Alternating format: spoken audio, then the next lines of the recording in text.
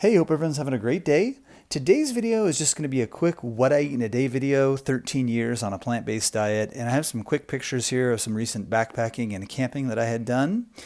And once I got back from that, on this day, I started off at 12:30 p.m. with a huge bowl of watermelon. I've been getting some really good watermelon still, so that's my favorite food.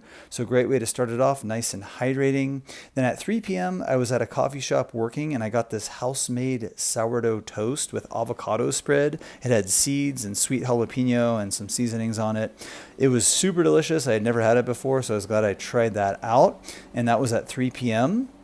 Then after that, at 5 p.m. when I was back home, I had a bowl of blueberries, I had an apple, and a cucumber sliced up. Then I finished it off at 7 p.m. with some plums, and I had 3 veggie burritos. Now, my veggie burritos were very simple. It was rice, beans, avocado, and hot sauce. And I just had 3 of those.